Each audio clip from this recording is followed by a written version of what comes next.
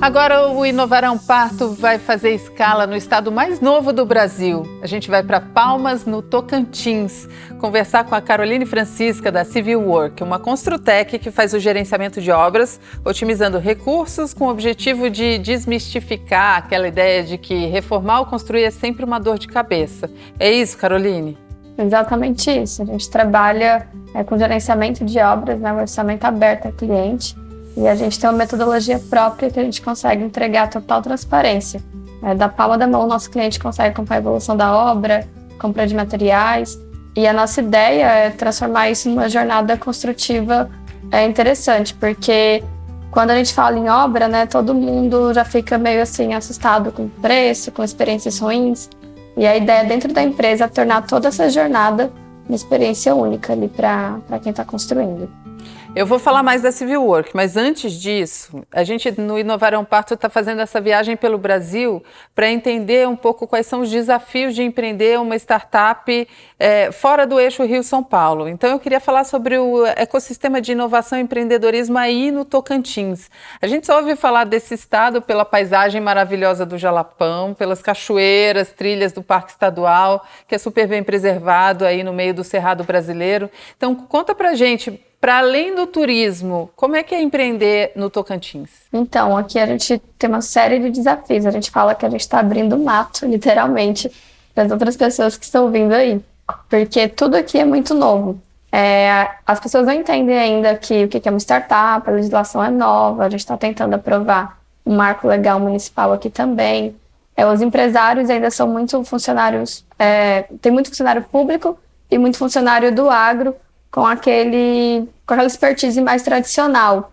Então, aqui, na hora que a gente fala em startup, em algo escalável, em investimento, todo mundo fica assim, meio retraído. Mas a gente tenta, conscientizar esse público para que a gente consiga falar mais disso, ter mais acesso, democratizar esse acesso para o empresariado daqui de Palmas também. Os empreendedores de startups se organizam em comunidade? Vocês têm uma comunidade aí também? Sim, eu sou uma das líderes também da comunidade startup aqui do Tocantins. Como é que chama? Que eu adoro os nomes. Então, aqui tem a Xambari Valley, aí tem Xambari Valley, 153 Valley. O 153 fica ali por Araguaína e o Xambari Valley fica ali por Gurupi. E aqui tem o movimento Startup Tocantins, que vem de Palmas para esses valleys. Xambari é uma comida típica daqui, tem gente que acha que é peixe. E é o quê? É uma carne do mocotó, aqui é bem regional, aí colocaram o nome de Xambari Valley. Aí a gente tem um movimento com a comunidade aqui desde 2014, com a pandemia deu uma desacelerada, perdeu um pouco o ritmo, esfriou, e agora tá dando um gás novamente. E os nossos principais desafios é justamente esse acesso a investidores e a capacitações também. Porque a gente acaba indo muito para São Paulo, Florianópolis, pegar alguns eventos da área, o Case, o Startup Summit, mas a gente participa das feiras do evento e não volta com aquela capacitação, porque é uma feira.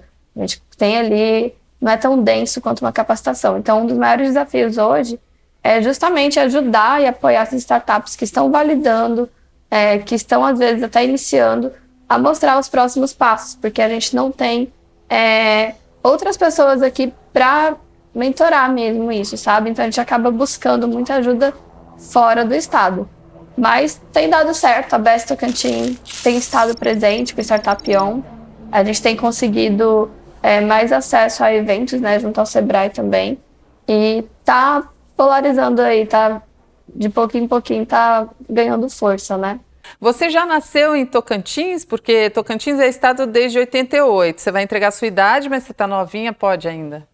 28 anos, faço 29 em novembro. Eu nasci em Paraíso do Tocantins, mas morei muito tempo em Ribeirão Preto também, mas voltei pra cá. Eu sempre gostei muito aqui da região. Paraíso é bem pertinho daqui também. E Palmas é um laboratório de oportunidades para mim. É uma capital, mas tem muita área verde, tem muita oportunidade. Tudo que você faz se destaca, tudo que você faz bem feito ali se destaca muito fácil, porque a gente não tem competitividade de muitas áreas ainda, Tudo aqui ainda é novo. Pois e só para a gente contextualizar, hoje a população de Tocantins é de 1,5 milhão de habitantes, mais ou menos. Não? Ai, do Tocantins eu não sei, na verdade. Eu tava pensando aqui nos números de Palmas. Mas de Palmas é uns 300 mil, mais ou menos. O Tocantins tem 1,5 milhão, agora são muitos migrantes, né, que vêm de outros estados, até mesmo de Goiás, que era o estado anterior, né? Agora tem muita gente de fora. Como é que é isso hoje para vocês? É um estado em construção e aí a gente segue para o seu negócio, né? Que deve ser incrível, um estado realmente ainda com tanto potencial para crescer. Então, aqui a gente vê vários públicos, né? A gente chama de várias tribos aqui mesmo. E isso se converge a uma resolução de problemas legal, porque tem gente de todo local, você acaba descobrindo coisas novas, culturas novas. Aqui, como é um estado novo, você vai ver a maioria das pessoas são de fora. Maranhão, tem muita gente do Nordeste também, Brasília, Goiânia. E acaba que sempre tem isso. Quando eu morava lá era assim, assim, mas eu gosto daqui por isso.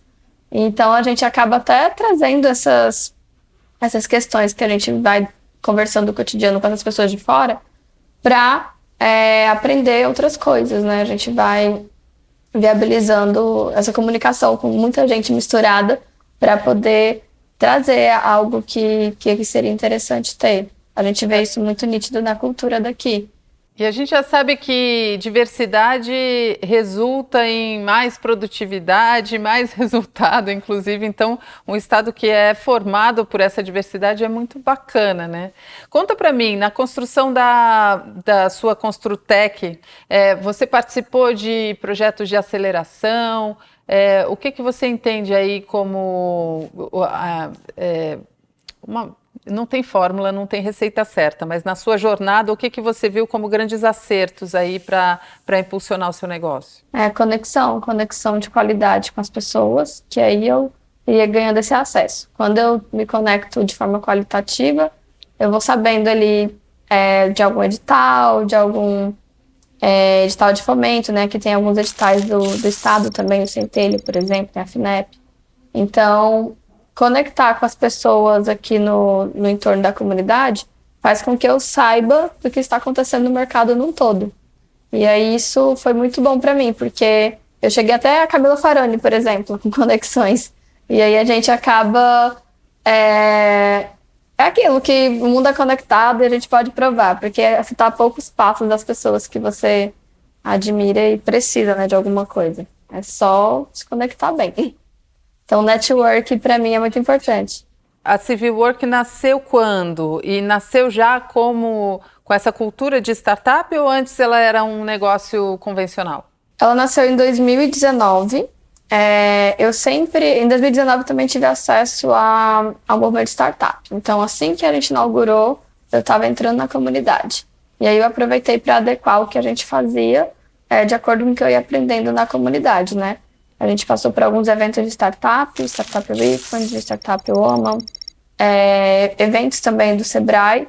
E aí tudo que eu ia absorvendo que era interessante para o negócio, eu ia trazendo, né? Então, assim, no início começou convencional e a gente foi absorvendo coisas que melhoravam o nosso serviço, o nosso produto, a experiência do cliente e foi embalando ali um pacote. Como que a gente vende isso em escala?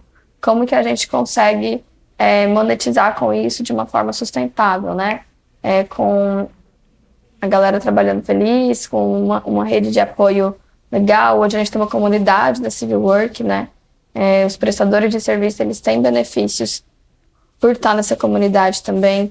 Então, eu fui aprimorando, fui buscando coisas que estava vendo no mercado e trazendo para o meu negócio. E hoje vocês são o quê? Vocês são uma plataforma, eu vi pela apresentação de vocês que vocês acompanham vários momentos da obra, né, ou da reforma pelo celular, é isso? Sim.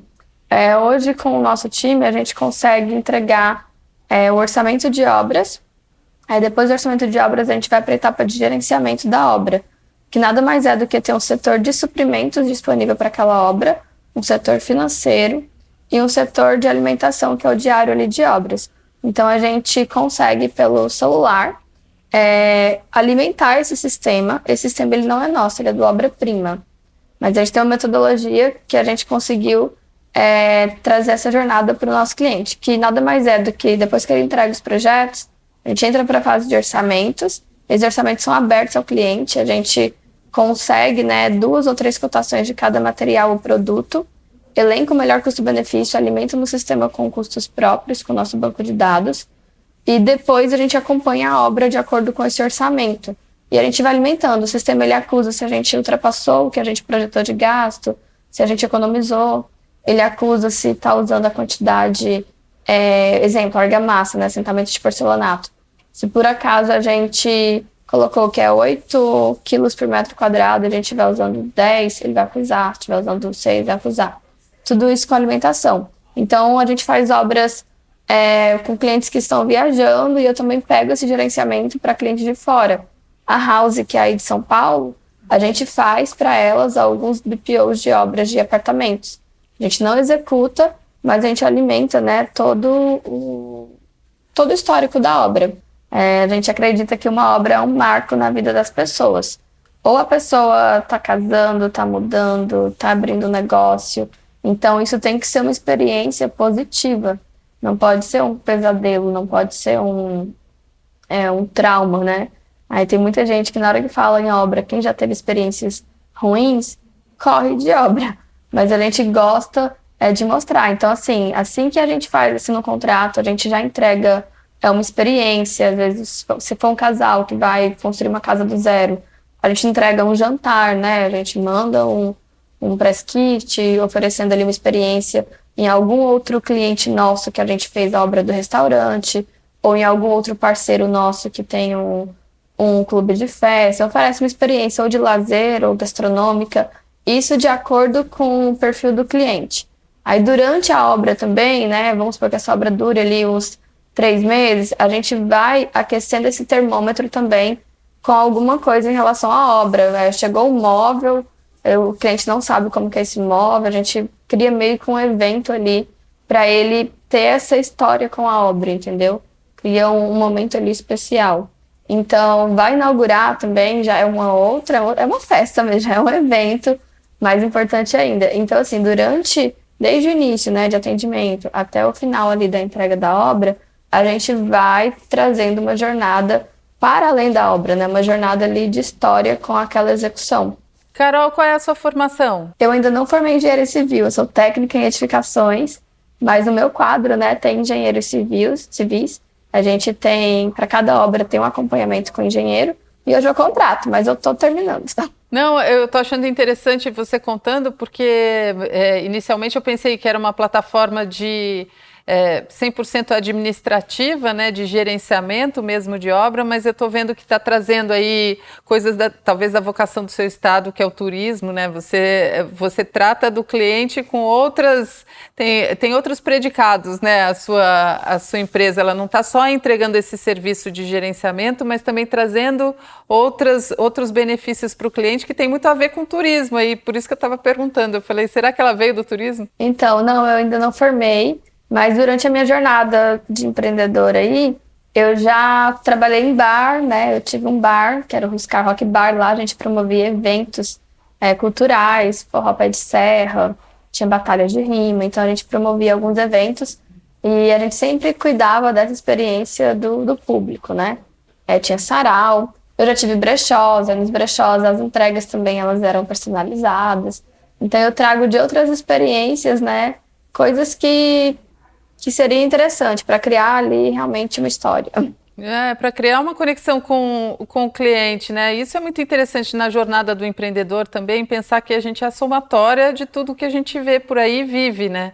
Das experiências. Não precisa só estar focado a 100% naquele produto final, mas, puxa, você não está apagando toda essa memória que você tem como dona de bar, como pessoa que está encantando o cliente, né? E legal que você tenha conseguido trazer para algo tão duro como um gerenciamento administrativo, essa experiência, né, positiva, mais humana, mais cultural. Que legal. Sim.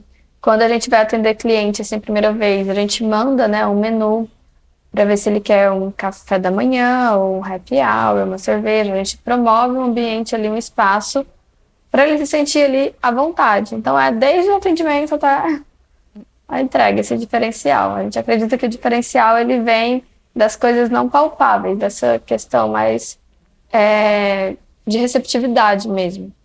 Mais sensorial mesmo, fica essa experiência em outros sentidos, né? Não tão racional, mas num sentido emocional, talvez, né? Que é o que você tá conseguindo transmitir para o cliente.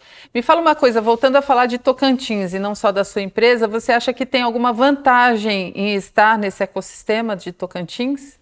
Com certeza. Igual eu comentei, como aqui é tudo muito novo, a gente consegue se destacar e ser pioneiro em várias coisas. Então, a gente... por exemplo, eu fiz um orçamento para o Rio de Janeiro e lá até o ajudante me mandou no PDF, né? Tipo, tudo bonitinho. Um ajudante me mandou uma proposta, uma coisa mais linda, bonitinha. E aqui a gente não tem isso. Então, aqui ainda tem muito espaço para treinar, capacitar, para desenvolver, para se destacar. E aí, estar aqui me possibilita enxergar fora do Tocantins e aprimorar para cá coisas que elevem, né, a qualidade, que elevem o nível do meu negócio. Então, eu amo aqui, eu quero ter condição para viajar e voltar na hora que eu quiser para outros locais, mas eu ficaria aqui porque tem muito espaço, tem muita oportunidade, as pessoas são receptivas. Os negócios aqui é muito fácil você ter acesso ao dono, né, aos donos de empresas. Você consegue estar com ele um almoço, a cidade ainda é pequena, né? No almoço, encontrar, conversar. Então, o ritmo aqui também, ele é um pouco acelerado, mas sem aquele trânsito louco. Então, aqui é gostoso de empreender. Apesar dos desafios, eu gosto muito de estar aqui. Era a minha próxima pergunta. E aí, falando também sobre empreender no Tocantins, quais são então os desafios que te vêm à cabeça já de cara nessa sua experiência? Então, empreender e ainda empreender na área da construção civil, aqui o que mais me vem à cabeça de dificuldade é a questão do nosso público, que ele é um público ainda que precisa ser conscientizado, precisa ser educado mesmo para receber esses negócios diferentes. Às vezes a gente está competindo com uma empresa que não tem toda essa experiência. E aí, às vezes, o nosso público ele ainda não vê isso como um diferencial competitivo, como algo necessário. Então, às vezes, a gente acaba perdendo oportunidades por preço, porque o mercado ainda não está tão competitivo, tão aquecido assim. E tem muito funcionário público, então tem muitas pessoas que têm uma outra percepção dos negócios, né? Porque aqui a maioria em Palmas ainda é funcionário público. E tem muita gente do agro também, você acaba empreendendo numa outra área, né? Como mulher, você sente alguma diferença também em relação a preconceito, a cultura, o que você... Ou não? Ou isso já está superado? Eu já senti antes, né, em outras obras, mas hoje eu consigo demonstrar uma autonomia, autoridade em relação ao negócio e não é um problema hoje, mas já senti antes em outras obras, né? Obras em que eu dava alguma ideia, não era escutada, um outro engenheiro, outro colega de trabalho, homem, dava a mesma ideia e era escutado. Então já aconteceu muito. Você tem sócios homens? Não, hoje é só eu, você, só eu mesmo. Fundadora mesmo. Isso. Que legal, e jovem, muito jovem, né, que começou já tive e sócios, foi conquistando mas esse espaço. Saíram. Sociedade é um casamento, às vezes acaba, né? Sim, isso mesmo, saiu tem 1 ano e meio. Aí depois que saiu também tinha muita divergência. Eu queria atender o privado, eles queriam atender licitações, obras do governo. Eu queria automatizar o negócio, eles queriam ainda ficar no Excel. Então, assim, tinha muita divergência em relação à empresa. Eu queria investir numa experiência do cliente, aí eles não achavam necessário. Então, por essas questõezinhas, a gente rompeu a sociedade, por questão de perfil. Mas depois deu tudo muito certo. E como foi para você se ver sozinha depois para seguir adiante? Porque isso é interessante, essa ruptura acontece muitas vezes, né? Exatamente pelos motivos aí que você listou, porque muitas vezes a visão de um sócio vai para um lado, a visão do outro vai para o outro, e é impossível conciliar mesmo. Mas como é que ficou para você quando se viu sozinha? Foi a comunidade startup, que eu já tinha feito muitas conexões ali dentro, né? Eu tinha muitos amigos, e aí eu já estava com uma equipe que era estagiários, na época eles são supervisores, já estava com uma equipe comigo, que decidiu ficar comigo, e aí a comunidade startup me ajudou a organizar o negócio de novo, né? Organizar da maneira agora como eu queria. Então eu tive muita assessoria, muita mentoria, assim, de amigos mesmo, de dentro do Sebrae.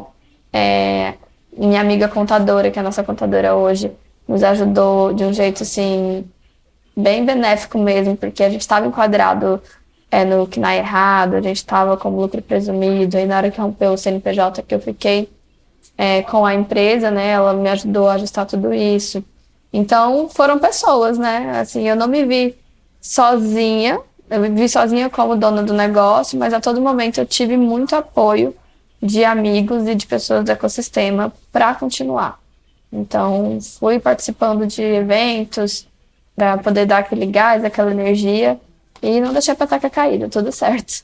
O ecossistema ele vai te abrir portas para muitas informações, você vai ficar pilhado ali de ideias. Para mim foi um marco muito grande. Quando eu comecei a me envolver com startup, a minha avó perguntava até se era droga, porque eu só falava de startup e ela não sabia o que era. E aí foi um divisor de águas. Um pouco de razão. Foi um divisor de águas para mim, porque eu consegui descobrir um outro universo. Às vezes na academia, né, na faculdade, a gente aprende a trabalhar para os outros, ou fazer um concurso, ou abrir uma empresa, mas não sabe como, de onde começar. Não acredita que temos potencial, às vezes, né? A gente é educado, mas não para superar ali o que o mercado já pede. Então, tem muita oportunidade aí. E eu acho que depende muito de nós e de quem a gente está conectado, né? Se a gente tiver com boas conexões, vai ter uma sinergia total aí para poder alavancar o seu negócio, a sua ideia. Aí eu sempre prego isso, né? Que você tem que estar conectado a boas pessoas, né? De pessoas de bom coração, que tem um otimismo, né? Que vai te dar um gás e uma energia para fazer as coisas acontecerem. Que não vai te achar doido também por conta das ideias. Aí procurar a comunidade para você ter contato com essas pessoas que pensam ali um pouquinho fora da curva também. Que não vai duvidar, né, da gente, duvidar de quem se destaca, vai impulsionar, vai colaborar, vai ajudar a ir para frente e fazer diferente. Junto. É isso mesmo. Muito bom. Muito obrigada, Caroline. Tomara que a gente se encontre aí em algum festival para poder se abraçar. Vem pra cá pra gente curtir um pouquinho. Esse ano eu vou no Summit de novo, lá em Floripa. Talvez a gente vá também para lançar um filme sobre os ecossistemas de inovação no Brasil. Então Legal. A gente se encontra. Um grande beijo, muito obrigada, tá? Beijão, até mais. Tchau, tchau.